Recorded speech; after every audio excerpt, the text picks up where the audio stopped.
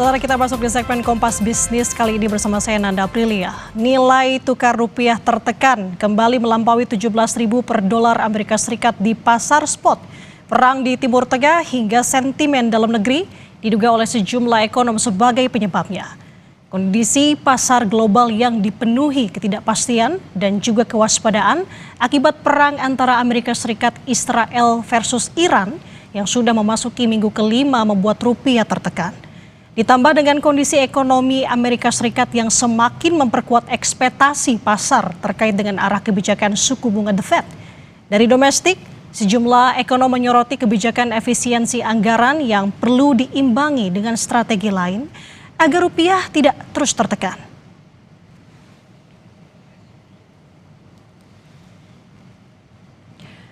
Dari data Bloomberg di pasar spot, saudara, rupiah kembali tembus angka psikologis 17.000 pada penutupan perdagangan pada Senin kemarin, tepatnya 17.002 per dolar Amerika Serikat atau turun 0,13%. Selama sebulan terakhir rata-rata rupiah stagnan di atas level 16.900 per dolar, seperti pada 9 Maret di 16.949, melemah pada 16 Maret jadi 16.997. Sementara pada 24 dan 27 Maret masing-masing di level 16.898 dan 16.980 per dolar Amerika Serikat.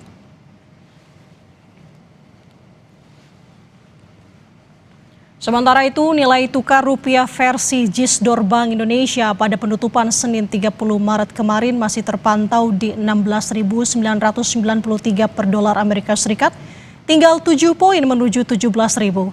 Bank Indonesia melakukan sejumlah intervensi untuk bisa menstabilkan rupiah, namun gejolak di Timur Tengah dan juga sentimen lainnya membuat rupiah terus tertekan. Pada 2 Maret rupiah berada di level 16.848, melemah pada 19 Maret di 16.974 per dolar. Kembali tertekan di 16 Maret jadi 16.990. Sementara pada 25 dan 27 masing-masing di level 16.905 dan 16.957 rupiah per dolar Amerika Serikat.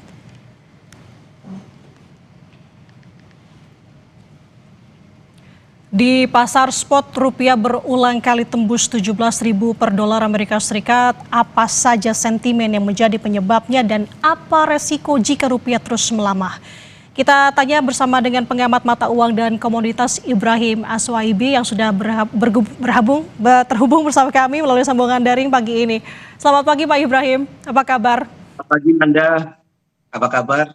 Alhamdulillah kabar baik Pak Ibrahim. Pak Ibrahim, rupiah tersungkur, tampaknya nilai tukar rupiah di penutupan perdagangan kemarin melemah 22 poin atau 0,13% di level 17.000 per dolar Amerika Serikat. Sebenarnya ini bukan kali pertama 17.000, tapi melihat kondisi saat ini dengan ketegangan geopolitiknya, apakah ini sudah menjadi alarm kita untuk waspada? Oh ya Nanda, ini kemarin itu ya pada saat penutupan pasar itu di 17.004. Artinya apa? Ini baru terjadi pada saat penutupan itu adalah di 17.000. Sebelumnya memang sempat mencapai di level 17.000 lebih, tetapi ditutup karena intervensi Bank Indonesia ini di bawah 17.000. Nah rupanya kemarin Bank Indonesia melakukan intervensi itu cukup masif juga, tetapi kekuatan intervensi ini tidak seindah yang diinginkan oleh Bank Indonesia, sehingga rupiah ini bercongkol di 17.000-an. Nah, apa sih yang menyebabkan mata uang rupiah ini terus mengalami pelemahan? Ya, salah satunya adalah faktor secara geopolitik yang di Timur Tengah ya dan di Eropa. Kita melihat di Timur Tengah sendiri bahwa Selat Hormuz ini sudah kelihatan bahwa Selat Hormuz sampai saat ini masih dikuasai ya oleh Iran, dan ini pun juga mengalami penutupan, walaupun penutupan itu tidak selamanya ya, hanya negara-negara tertentu yang bisa masuk melalui Selat Hormuz, terutama adalah negara-negara yang pro dengan Iran. Nah, kedua itu ada selat ya di Yaman, itu namanya adalah Selat Bab el Mandeb, yaitu di mana selat sempit antara Laut Merah ya dengan Teluk Aden.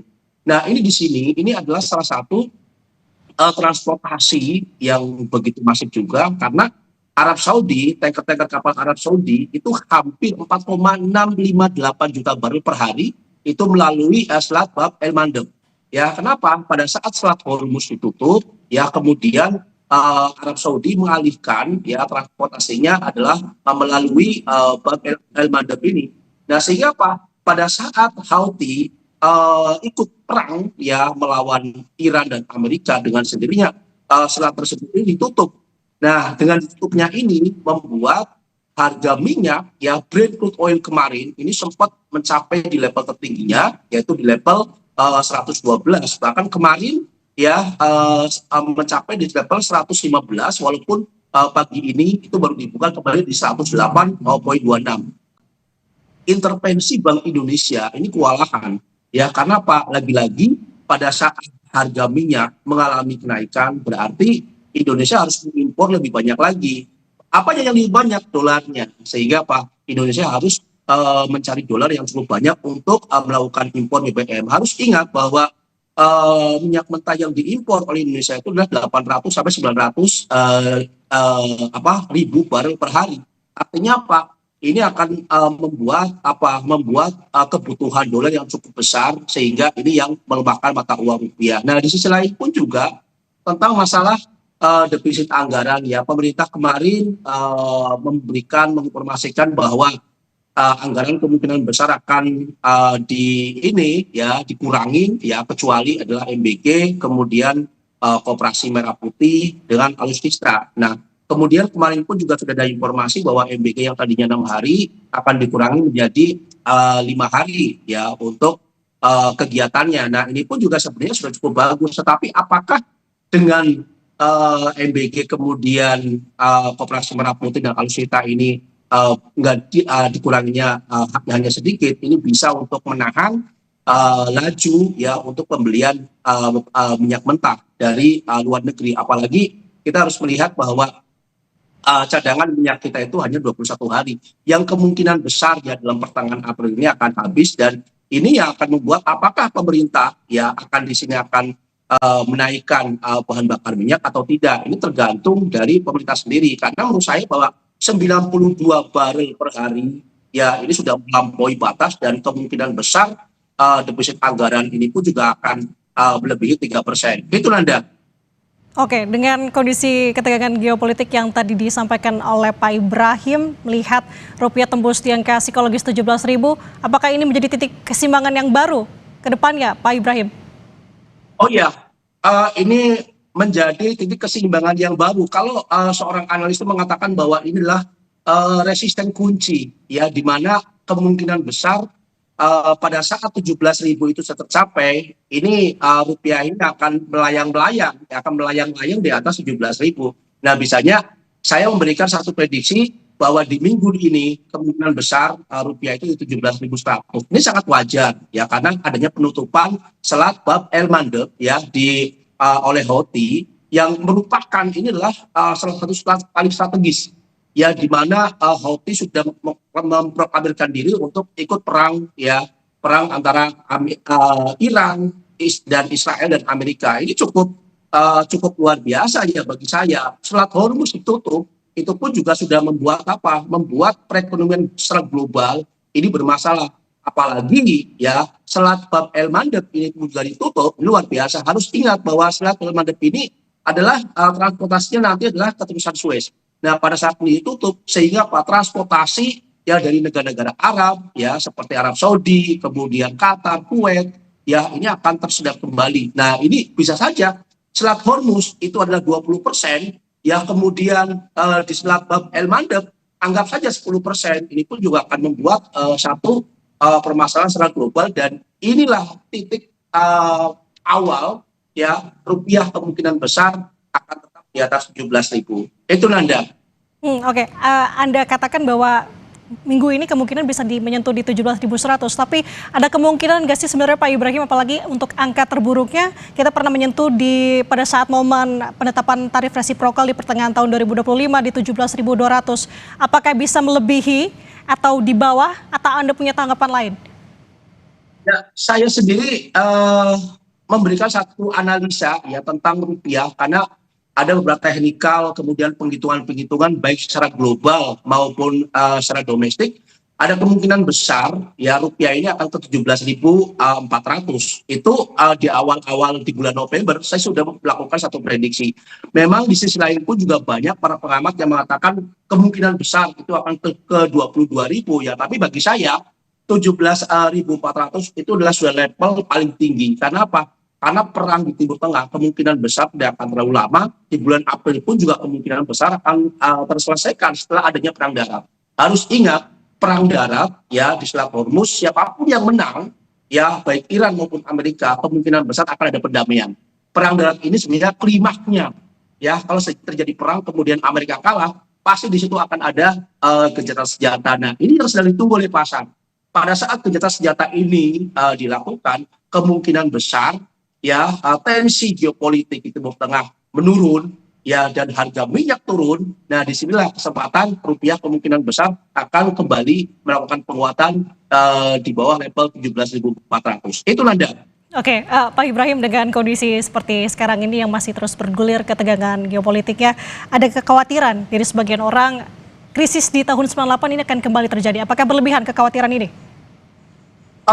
Sangat berlebihan. Harus ingat ya bahwa di tahun 98 anggaplah Orde Baru ya, itu kita lihat bahwa pertumbuhan ekonomi itu ditopang dengan investasi ya, investasi hampir 60%. Tetapi pada saat terjadi krisis ekonomi ya, karena waktu terjadi rush ya, rupiah melemah cukup tajam bahkan di atas 30.000 ya, sehingga terjadilah krisis ekonomi. Sehingga setelah memasuki reformasi sudah ada perubahan tentang masalah pembentukan untuk produk domestik bruto, yaitu 60% dari konsumsi masyarakat. Kemudian dana asing pun juga dibatasi dan hanya 30%. Ya, sehingga apa? Sehingga 30-70 ya, 70% adalah modal dari dalam negeri, kemudian 30% modal dari asing. Nah, di tahun 2024 pun juga target dari 30% ya investor asing itu hanya di level-level 15 sampai 20. Artinya apa? Bisa saja di tahun 2026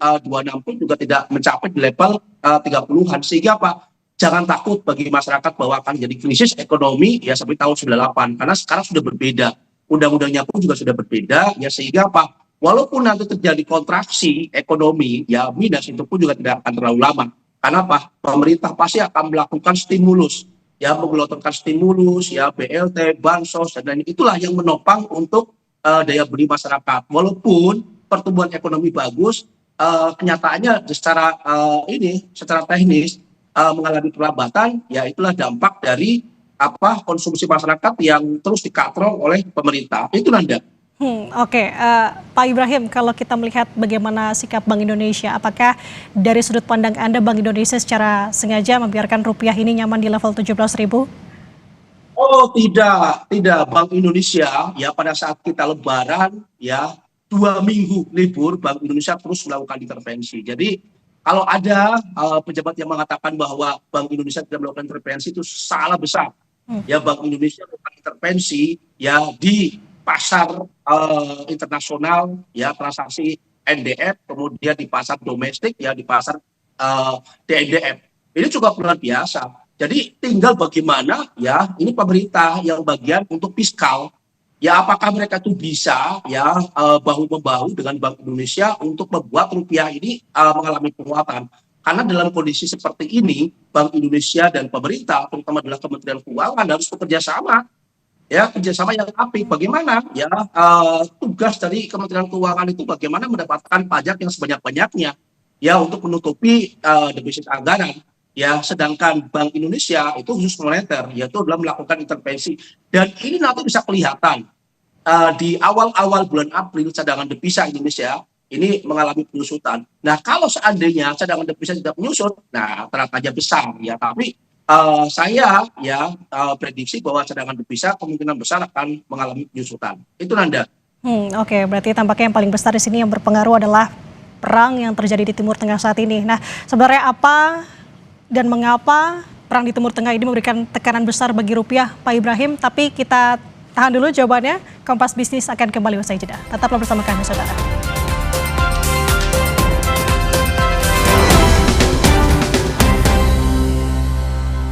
Rumah itu penting untuk kita semua. Bisa bayangin nggak kalau kita nggak punya rumah? Mau pulang kemana, ayo? Nah, kalau rumah komika, apa isinya? Ya komika lah. Komika mah nggak perlu diwakilin. Udah pada pinter bersuara. Untuk jadi komika, butuh banyak belajar dan harus terus update, bukan sekadar lucu.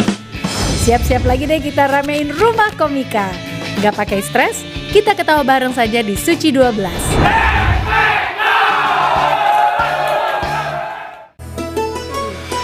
Di bulan suci, kita pasti dicoba. Ademin lagi dengan Aqua. Aqua, dingin alaminya, ademin Ramadanmu. Nikmati mie goreng ala chef di rumah. Mie sedap goreng ala chef Devina. Minyak kenyal dan pipih bikin beda. Ada sambal merahnya. Aku tambahin sayuran dan kremesan kriuk. Taste like chef, sesimpel itu. Mie sedap goreng ala chef Devina dari Wingfood. Di bulan suci, kita pasti dicoba. Ademin lagi dengan Aqua. Aqua, dingin alaminya, ademin Ramadanmu. Rumah itu penting untuk kita semua. Bisa bayangin nggak kalau kita nggak punya rumah? Mau pulang kemana, ayo? Nah, kalau rumah komika, apa isinya? Ya komika lah. Komika mah nggak perlu diwakilin. Udah pada pinter bersuara. Untuk jadi komika, butuh banyak belajar dan harus terus update, bukan sekadar lucu. Siap-siap lagi deh kita ramein rumah komika. Gak pakai stres, kita ketawa bareng saja di Suci 12.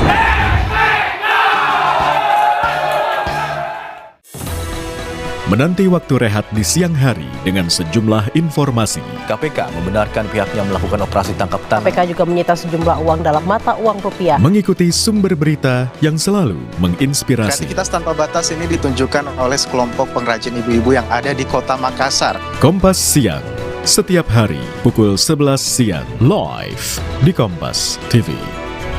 Didukung oleh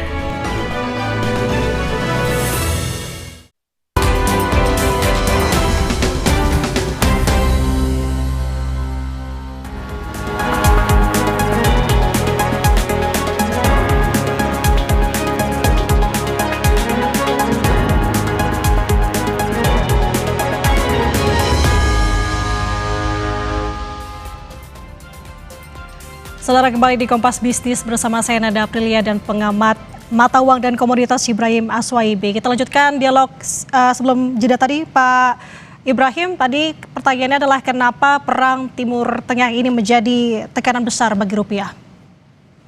Ya, Nanda, Timur Tengah ini adalah basisnya minyak mentah. Bahkan Uni Eropa, ya PBB mengatakan bahwa jangan sampai terjadi perang di Timur Tengah, terutama adalah di Selat Hormuz, karena Selat Hormuz ini adalah salah satu transportasi untuk minyak mentah, ya tanker-tanker membawa minyak mentah itu 20%. Nah, dampaknya ini akan cukup luar biasa terhadap perekonomian secara global. Dulu pada saat perang Irak, ya Amerika dan Irak ini pun juga cukup luar biasa. Itu pun juga negara Irak tidak melakukan sabotase di Selat Hormuz. Ya itu pun juga rupiah waktu itu mengalami pelemahan, harga minyak pun juga cukup tinggi, bahkan terjadi krisis ekonomi, bahkan banyak negara-negara terjadi demonstrasi besar-besaran dan banyak negara yang pemimpinnya dikudeta. Nah sekarang kita melihat bahwa Selat Hormuz ini sangat penting sekali, bahwa negara-negara anggota OPEC itu adanya di Timur Tengah. Ya di Timur Tengah, kemudian Venezuela pun juga sudah dikuasai oleh Amerika, kemudian Timur Tengah, Selat Hormuz, dan Selat Hormuz ini adalah selat yang paling strategis. Nah sehingga apa? Pada saat ini bermasalah, ini akan berdampak terhadap harga minyak. Walaupun kita tahu bahwa supply dan demand kita itu tidak seimbang. Ya sebelum perang ini produksi begitu tinggi, permintaan sedikit. Ya dulu permintaan itu ya anggaplah dari 100 juta barel per hari, kemudian mengalami kenaikan jadi 115, 120. Tetapi kenyataannya itu masih turun di bawah itu. Tapi dengan adanya konflik ya geopolitik di Timur Tengah, kemudian dolar mengalami penguatan, kemudian harga minyak mentah baik Brent maupun WTI crude oil ini mengalami kenaikan. Ini membuat apa? Membuat inflasi yang begitu tinggi. Ya inflasi tinggi berarti apa? Bank sentral global dalam pertemuan di bulan April bisa saja akan menaikkan suku bunga. Kenapa? Bank sentral global di minggu kemarin, ya 2 minggu yang lalu, dalam pernyataannya bahwa apabila perang ini terus berlanjut, ya kemudian harga minyak menyentuh di level 120 untuk Brent crude oil. Ingat, Brent crude oil itu adalah salah satu bahan bakar untuk pesawat, yaitu aftur. Nah, ini akan membuat apa? Membuat bank sentral global ini akan menaikkan suku bunga. Nah, dalam 2 minggu kemarin, Bank Sentral Australia sudah menaikkan suku bunga. Nah, pada saat menaikkan suku bunga ini yang akan membuat apa? Suku bunga tinggi, harga minyak tinggi, kemudian indeks dolar tinggi. Akhirnya apa? Ini yang membuat terjadinya krisis secara global. Dan rupiah pun juga ikut mengalami pelemahan. Sehingga apa? Ini ya, kemarin saya mendengarkan pidato dari Uni Eropa ya, salah satunya dari Uni Eropa, bahwa Timur Tengah itu tidak boleh terjadi konflik karena itu adalah wilayah strategis ya, penghasil minyak mentah dunia. Dan Trump lagi-lagi mereka melakukan penyerangan, dan harus ingat bahwa kekacauan perpolitikan di Amerika pun juga ini akan membuat dolar mengalami penguatan yang cukup tajam. Saat ini terjadi demonstrasi ya, kemudian kepercayaan masyarakat Amerika dari yang tadinya 40% sekarang 36%. Artinya apa? Sebentar lagi kemungkinan besar pada saat mengalami kekalahan dalam perang di Timur Tengah, ya perang darat, kemungkinan besar Trump ini akan di-impeachment. Nah, ini pun juga akan membuat ketegangan tersendiri karena wakilnya pasti akan maju, dan sama juga seperti Trump dari Partai Republik. Itu Nanda. Oke. Kalau dari pandangan Anda melihat sentimen di pasar global sejauh ini seperti apa, Pak Ibrahim? Apalagi di tengah faktor geopolitik Timur Tengah ini dengan perekonomian Amerika Serikat yang tidak baik-baik saja. Oh ya, jadi ini yang saya mungkin mengutip pernyataan-pernyataan dari pejabat ya pemerintah. Salah satunya adalah Kementerian Keuangan yang mengatakan bahwa ekonomi Indonesia itu baik-baik saja. Ya, sebenarnya ekonomi Indonesia itu baik-baik saja karena pengaruh secara global ya, sehingga membuat rupiah mengalami pelemahan. Oh iya, karena kita punya pasar modal, harus ingat. Kita jangan disamakan dengan zaman Orde Baru ya, pada saat kita tidak mempunyai pasar modal. Dulu kan sentralistik ekonomi, sekarang adalah mekanisme pasar. Sehingga pasarlah yang akan membentuk. Sehingga apa? Sehingga pejabat-pejabat di dalam negeri ya, terutama adalah Menteri Keuangan, kemudian Menteri SDM, beliau-beliau itu seorang pejabat. Kalau menjawab pertanyaan-pertanyaan dari media, dari para jurnalis, ya tolong dengan jawaban yang konservatif. Jangan dengan bayolan-bayolan. Misal satu contoh, ya Menteri Purbaya mengatakan bahwa kalau seandainya saya sebagai Gubernur Bank Indonesia, rupiah kemungkinan besar bisa di 15.000. Nah, ini kan bayolan. Artinya apa? Kapan Purbaya jadi Gubernur Bank Indonesia? Kemudian yang baru-baru saja terjadi, Pak Bahlil dia mengatakan bahwa oh ya, karena sekarang sedang terjadi geopolitik, gas ini sedang harga tinggi ya, tolong kalau seandainya setelah memasak dimatiin, ya itu nggak usah diajarin pun juga bisa. Artinya apa?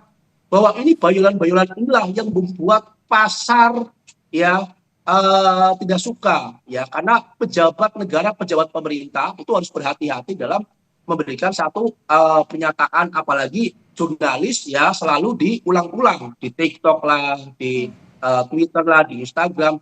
Ini yang membuat apa? Membuat rupiah lunglai. Dan hati-hati, Bank Indonesia, ini pekerjaan Bank Indonesia sangat berat sekali ya, intervensi. Apalagi kita lihat ini baru sebatas masalah geopolitik Timur Tengah ya, belum kita kembali ke Eropa ya. Kemarin apa? Kemarin Ukraina melakukan penyerangan terhadap gas di Rusia. Bahkan Rusia hanya sekarang apa, dalam kondisi tutup petugasnya. Ini pun juga bisa mengalami kenaikan.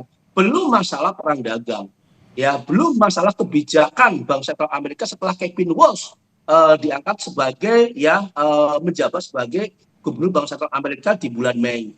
Nah, ini yang cukup kompleks ya. Misalnya pemerintah di sini, pejabat-pejabat harus berhati-hati ya dalam memberikan satu pernyataan-pernyataan kalau bisa bersifat konservatif. Ya, kita bicara padanya aja ya, seperti pejabat-pejabat sebelumnya. Itu Nanda. Baik, kita akan lihat bagaimana dinamika ke depannya. Pak Ibrahim, terima kasih atas waktunya bersama dengan kami di Kompas Bisnis, pengamat mata uang dan komoditas Ibrahim Aswaib. Sehat selalu Bapak. Assalamualaikum. Ya, terima kasih Nanda.